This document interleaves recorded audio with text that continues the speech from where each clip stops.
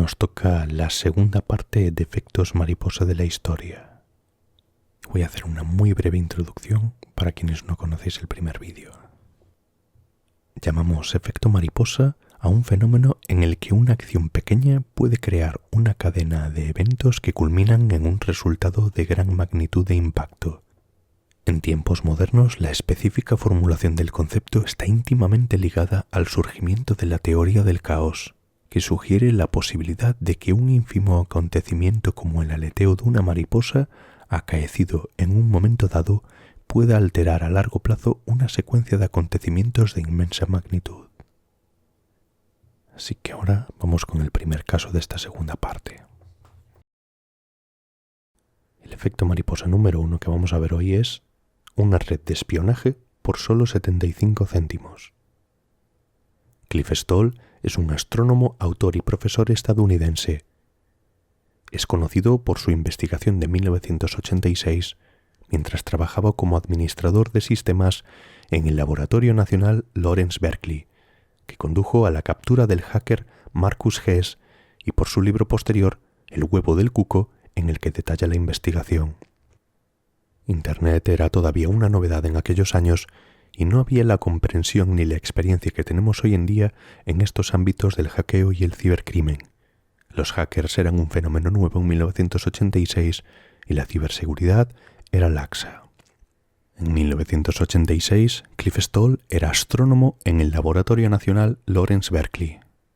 El problema en el laboratorio de informática de Stoll comenzó con un pequeño fallo contable, un error de facturación de 75 centavos en el sistema informático. Cuando él pidió que investigaran el redondeo de 75 centavos, estaba bastante seguro de que no encontrarían nada que valiese la pena. Era un asunto menor, pero le molestaba de todos modos. En aquel entonces conectarse costaba $300 la hora y la mayoría de la gente ni siquiera sabía qué era Internet o ARPANET. Entonces, ¿quién o qué pudo haber causado el horror? Un día, mientras Stoll asistía a una conferencia de astronomía escuchando una discusión sobre las ondas gravitacionales, una idea se apoderó de su mente. ¿Y si el error contable lo había causado un intruso que había pirateado un sistema informático? Era una idea radical. Si Stoll tenía razón, podría haber tropezado con el primer caso conocido de ciberespionaje del mundo. Un ataque que cambiaría la seguridad informática para siempre. Una cosa llevó a la otra y al abordar el problema descubrió un comportamiento sospechoso en el sistema informático del laboratorio. Stoll empezó a investigar. Quería saber por qué había una diferencia de 75 centavos entre dos programas de contabilidad utilizados para cobrar por 9 segundos de uso de la computadora. Resultó ser que alguien no autorizado había entrado en el sistema informático del laboratorio y no era un simple hacker. Descubrió que alguien había cambiado la contraseña de una de las cuentas. Normalmente, Stoll simplemente iniciaría sesión, desactivaría la cuenta y solucionaría el problema, pero estaba intrigado. Pensó que probablemente se trataba de un estudiante universitario que intentaba tomarle el pelo, pero ¿cómo podría demostrarlo? Un viernes a las 5:30 de la tarde, con el laboratorio vacío para el fin de semana, Stoll construyó una elaborada trampa electrónica para espionaje, basándose en una técnica que había aprendido en el posgrado. Stoll liberaba las impresoras y teletipos de 50 de sus compañeros de trabajo de sus cubículos y los conectaba a su ordenador.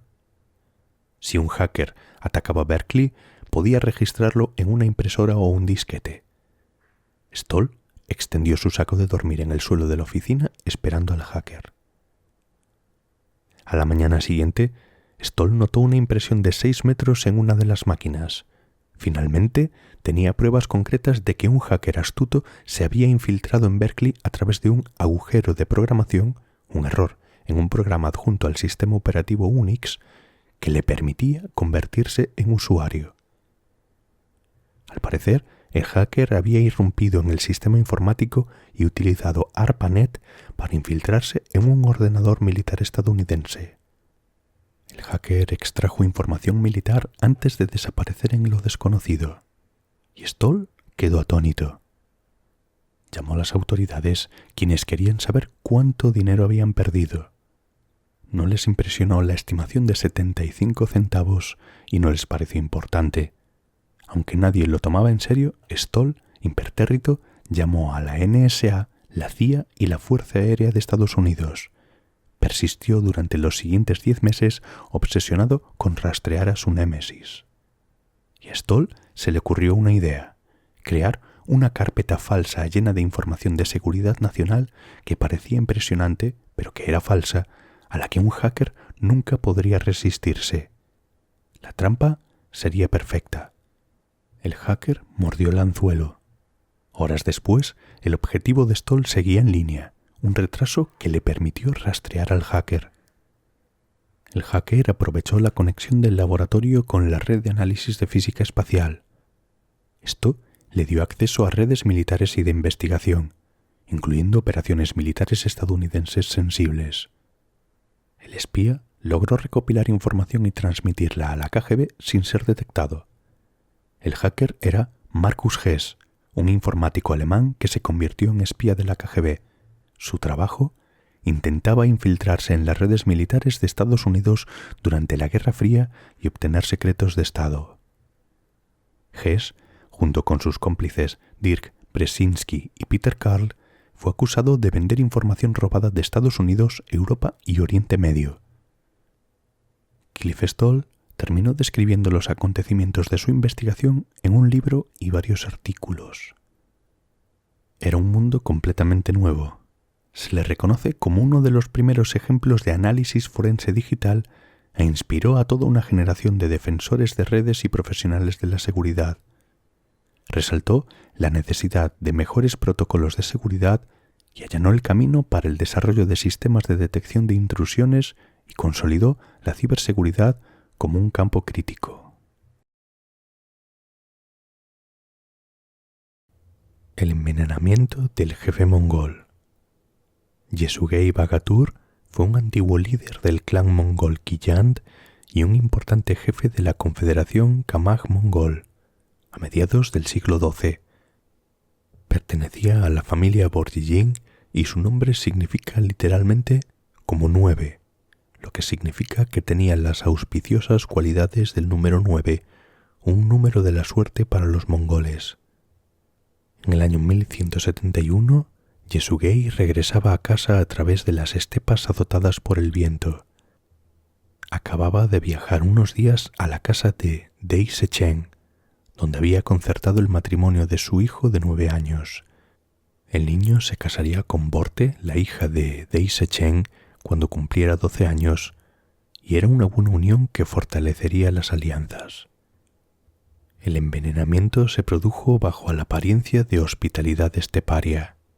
Se encontró con un campamento tártaro donde se estaba celebrando una fiesta de bodas y se unió a las festividades. Mientras intentaba ocultar su identidad, alguien lo reconoció como el guerrero que había matado a un pariente tártaro en batalla.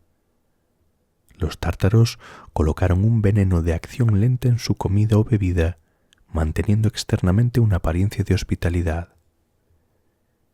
Yesugei enfermó, pero logró escapar del campamento y viajar durante algunos días antes de que su salud se deteriorara demasiado para continuar.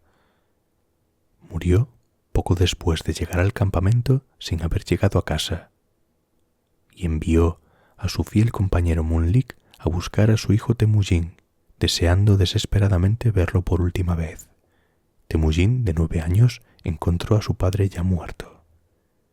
Su muerte dejó a su familia, incluyendo a Temujin, en una situación vulnerable y provocó su abandono por parte del resto del clan.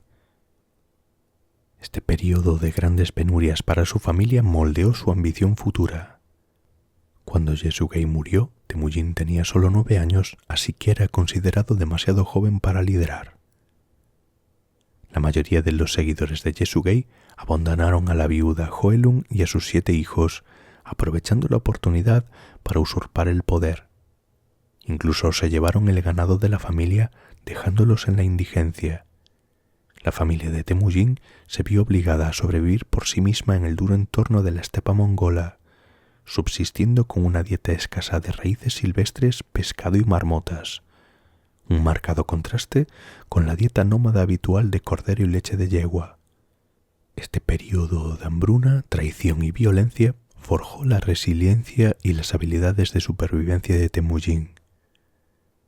Temujin fue capturado durante una redada y confinado en un kank, un dispositivo de madera similar a un yugo que le inmovilizaba los brazos y el cuello, impidiéndole escapar. Finalmente, Temujin logró una fuga espectacular durante una celebración en la que sus guardias bebían. Noqueó a un guardia menos astuto con el kank y huyó en la oscuridad de la noche. Se escondió en un río, arrastrándose entre los juncos cercanos. Más tarde, un lugareño compasivo, Sorkanshira, lo encontró y lo ayudó a escapar, liberándolo del yugo y ofreciéndole refugio. Sorkanshira se apiadó del joven Temujin, no reveló su paradero al grupo de búsqueda e incluso disuadió a otros de registrar la ribera. Tras suspenderse la búsqueda de esa noche, Temujin se refugió en la tienda de Sorkanshira. Aunque Sorkanshira inicialmente temía las graves consecuencias de ser descubierto ayudando a un fugitivo, sus hijos, Chilaun y Chinbai, lo convencieron para que lo ayudara. La familia le quitó el yugo del cuello a Temujin. Le proporcionaron comida, una yegua, un arco y 2 flechas para ayudarlo en su viaje de regreso a casa. Con su ayuda y guía cruciales, Temujin pudo viajar sano y salvo y reunirse con su madre y sus hermanos en el campamento familiar. Esta experiencia forjó una lealtad de por vida entre Temujin y la familia de Sorkanshira, y los hijos se convertirían más tarde en aliados de confianza. Después de volver a casa, regresó al campamento de Konjirad para buscar a la que iba a ser su esposa. Cuando el padre de Borte vio que Temujin había honrado el acuerdo de la infancia, los unió formalmente en matrimonio. Temujin llevó a Borte y a su madre de regreso al campamento familiar, y su dote fue una valiosa chaqueta de marta cibelina negra. A partir de ahí, se centró en consolidar su poder y en emprender una serie de campañas principalmente contra tribus y confederaciones mongolas rivales, en lugar de lanzar inmediatamente campañas fuera de la estepa. En el año 1202, Temujin lanzó una exitosa campaña independiente contra los tártaros, la tribu responsable del envenenamiento de su padre. Tras esa victoria, ejecutó a los líderes de los clanes tártaros e integró a la población superviviente en sus fuerzas, eliminándolos en gran medida como potencia rival.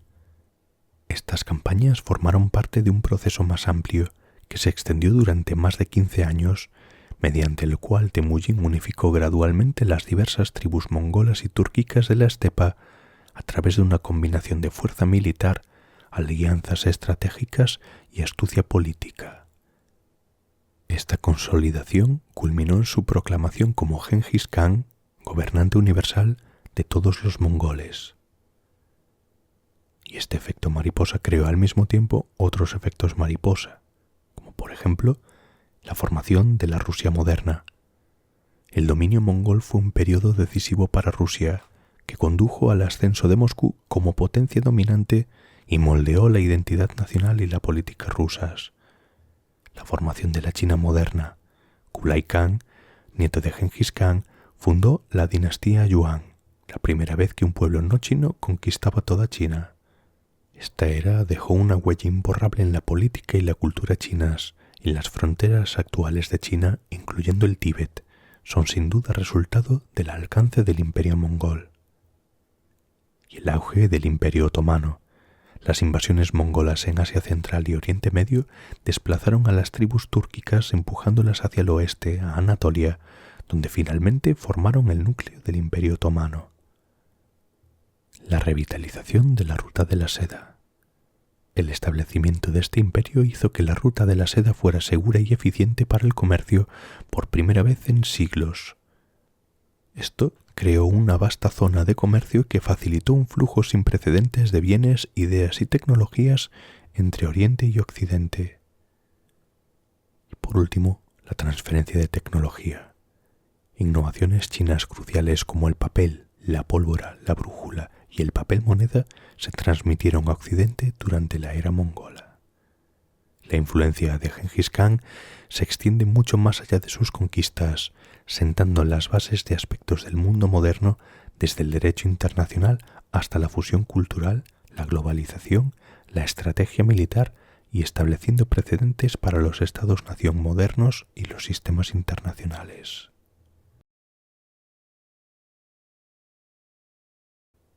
Y el siguiente es la captura de un barco cartaginés.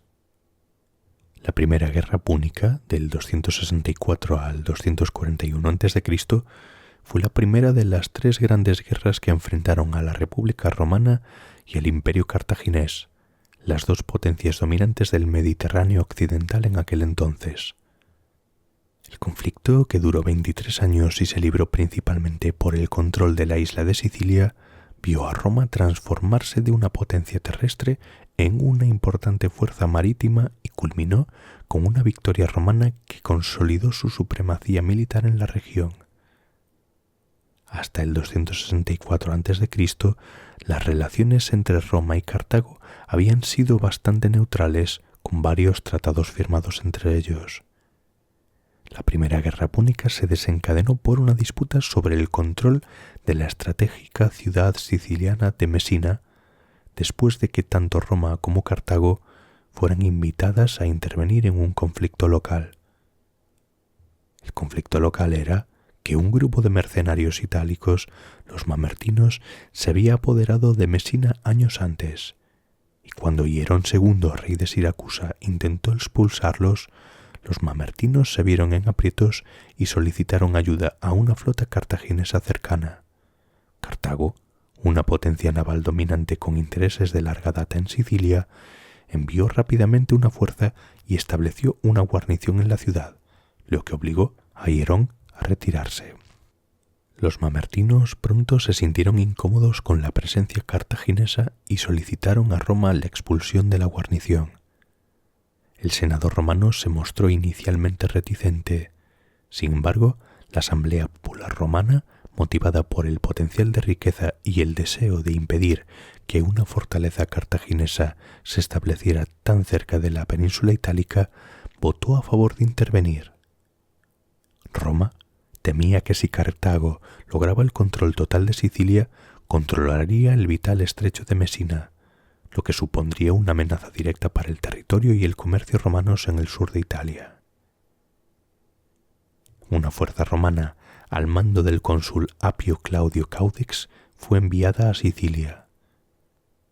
Lograron obligar al comandante de la guarnición cartaginesa a abandonar la ciudad. Esta presencia romana en la isla llevó a Cartago a aliarse con su antiguo enemigo, Siracusa, y juntos sitiaron Mesana. Luego, los romanos repelieron a las fuerzas cartaginesas y siracusanas en enfrentamientos separados, escalando el conflicto local hasta convertirse en una guerra directa entre las dos principales potencias mediterráneas. Este incidente local desembocó en una lucha por el dominio sobre el Mediterráneo. Durante esta primera guerra púnica, la República Romana, inicialmente una potencia naval débil, logró capturar un quinquerreme cartaginés, un gran buque de guerra con 5 hileras de remos, que estaba varado. Era un tipo de barco de guerra propulsado por remos muy utilizados por las armadas griegas del período helenístico y, posteriormente, por las flotas cartaginesa y romana desde el siglo IV a.C. hasta el siglo I a.C. Era impulsado principalmente por remos, aunque también contaba con velas que tenían una función secundaria. El nombre quinquerreme, al igual que sus predecesores trirreme, 3 remos, y cuatrirreme, 4 remos, hace referencia al número de remeros por sección vertical. Un quinquerreme completamente equipado podía llevar una dotación de entre 70 y 120 soldados de infantería naval, además de los remeros, lo que le daba una capacidad de combate considerable. La captura se produjo en las primeras etapas de la Primera Guerra Púnica. Durante las primeras escaramuzas, cuando las fuerzas romanas intentaban cruzar de Italia a Sicilia, un escuadrón naval cartaginés estaba presente e intentaba bloquear el paso. un quinquerreme cartaginés encalló en la costa por casualidad o fue abandonado por su tripulación durante la lucha. Los restos físicos de este barco en concreto no han sido encontrados por los arqueólogos modernos. Sin embargo, el descubrimiento arqueológico de otro barco de guerra púnico, el barco púnico de Marsala, frente a la costa occidental de Sicilia, aportó pruebas significativas que corroboraron el relato de Polibio sobre la ingeniería inversa romana. La nave capturada fue un hallazgo histórico de gran importancia para los romanos, que por aquel entonces tenían muy poca experiencia en la guerra naval y carecían de una gran flota propia. Utilizaron este barco cartaginés varado como modelo para replicarlo y construir su primera gran armada, fabricando alrededor de 120 quinquerremes a partir de su diseño. Esta flota, junto con el innovador dispositivo de abordaje Corvus, les permitió desafiar la supremacía naval cartaginesa. La captura del barco cartaginés tuvo un efecto dominó colosal, pues permitió a Roma convertirse en una potencia naval, lo que a su vez le permitió ganar la primera guerra púnica y, finalmente, dominar el Mediterráneo. Sin este acontecimiento, el mundo tal como lo conocemos se vería fundamentalmente alterado. La pieza incorrecta que creó el marcapasos. Un marcapasos es un pequeño dispositivo médico que se implanta quirúrgicamente para ayudar a controlar los latidos del corazón cuando el sistema eléctrico natural del mismo falla. El corazón tiene su propio sistema eléctrico natural que genera los impulsos que dictan su ritmo. Un marcapasos artificial interviene cuando este sistema no funciona correctamente, asegurando que el corazón bombee sangre de manera eficiente al resto del cuerpo. El proceso se basa en dos componentes principales: el generador de impulsos y los electrodos. El generador de impulsos es una pequeña caja metálica sellada herméticamente que contiene una batería de larga duración y circuitos electrónicos. Detecta la actividad eléctrica natural del corazón y genera un impulso eléctrico artificial solo cuando es necesario. Y el otro componente son los electrodos. Son alambres finos y flexibles con un material aislante y un electrodo en la punta que está en contacto con el músculo cardíaco. Estos cables actúan como sensores que detectan si el corazón está latiendo por sí solo y transmisores que llevan los impulsos eléctricos desde el generador al corazón. El marcapasos está programado para monitorear continuamente el ritmo cardíaco natural del paciente a través de los electrodos colocados en las cavidades del corazón. Si el marcapasos detecta que el corazón se salta un latido, va demasiado lento o hay un bloqueo en la transmisión de impulsos, entra en acción.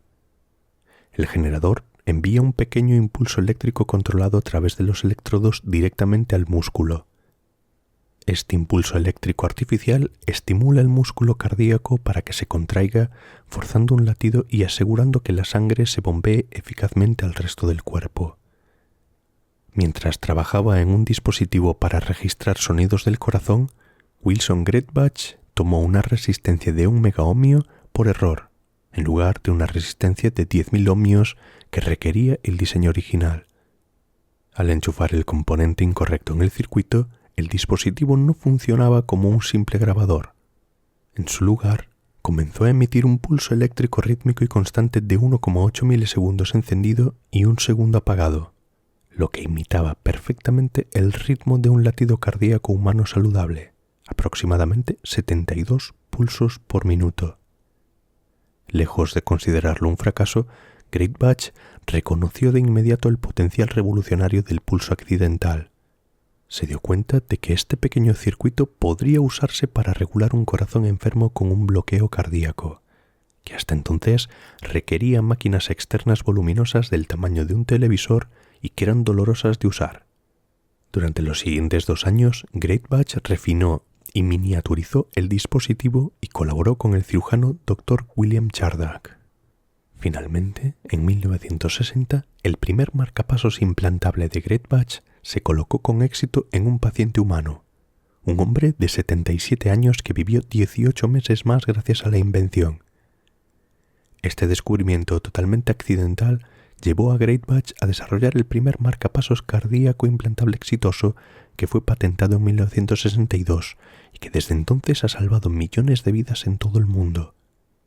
Este afortunado error y el trabajo de Greatbatch y Chardach cambiaron el curso de la medicina moderna. Y teniendo en cuenta la hora que es, este va a ser el último por hoy, y es la imprenta y las gafas. Johannes Gutenberg, del 1400 al 1468, fue un orfebre, impresor e inventor alemán, mundialmente reconocido por desarrollar la imprenta moderna de tipos móviles. Gutenberg desarrolló esta tecnología en Maguncia alrededor del 1440. Este invento, que incorporaba tipos móviles de metal duraderos, tinta a base de aceite y una prensa de tornillo adaptada, permitió la producción en masa de materiales impresos uniformes por primera vez en Europa. Y si bien a Gutenberg se le atribuye la invención de la imprenta europea, en Asia ya existían formas de impresión anteriores. La impresión xilográfica, el libro impreso más antiguo conocido, el Sutra del Diamante, se creó en China mediante la técnica de la xilografía en el año 868 después de Cristo. Y los tipos móviles. El primer sistema de tipos móviles conocido fue desarrollado por el artesano chino Bi Shen, quien utilizó arcilla alrededor del año 1040 después de Cristo. Posteriormente en Corea se inventaron los tipos móviles metálicos alrededor del año 1230 después de Cristo, siendo el Jigji de 1377 el libro impreso en metal más antiguo que se conserva. Gutenberg creó un sistema que optimizaba el proceso. Por ejemplo, los tipos metálicos duraderos. Desarrolló una aleación de plomo, estaño y antimonio que permitía fundir rápidamente letras duraderas y uniformes utilizando un molde manual especial. También las tintas a base de aceite.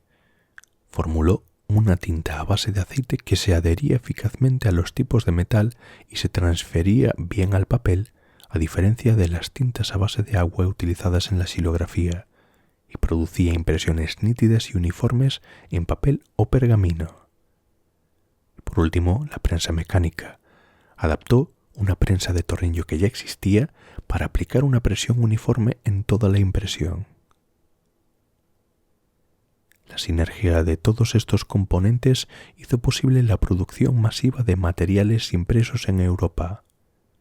Permitió la producción masiva de libros y otros textos, abaratando y haciendo más accesible la información que los manuscritos copiados a mano, lo que condujo a una revolución de la información que impactó profundamente el Renacimiento, la Reforma y la Revolución Científica. En el Renacimiento, la amplia disponibilidad de textos clásicos permitió a los eruditos humanistas estudiar el pensamiento griego y romano antiguos directamente, en lugar de depender de intermediarios. Esto impulsó un renacimiento del aprendizaje y la cultura clásicas. Durante la Reforma, la imprenta fue crucial para la difusión de las ideas de Martín Lutero y el movimiento protestante.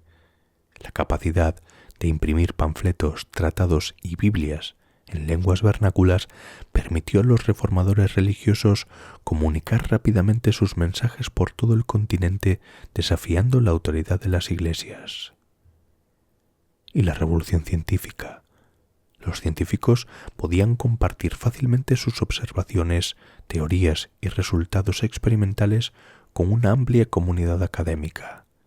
Esto aceleró el ritmo de los descubrimientos, redujo el trabajo redundante y permitió la difusión y validación generalizadas de nuevas ideas, como el modelo heliocéntrico del sistema solar. Pero hay una consecuencia no tan obvia de la invención de la imprenta: la necesidad de gafas. Antes de la imprenta, la mayoría de los textos se escribían en manuscritos grandes y a mano.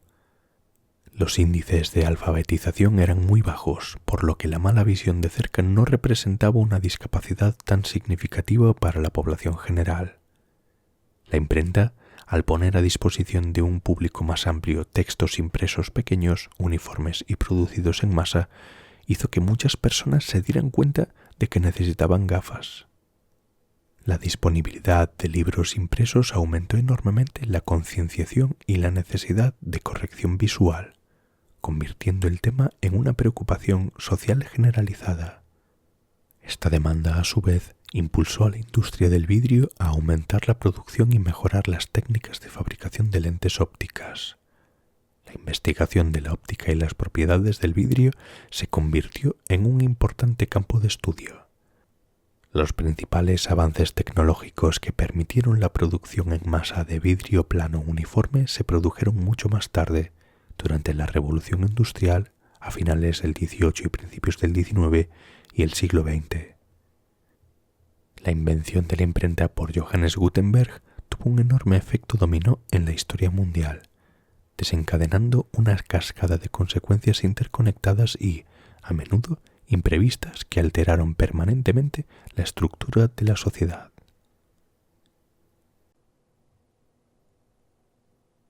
Y esto es todo por hoy. Déjame tu opinión en los comentarios. Gracias por quedarte hasta el final y nos vemos en el siguiente.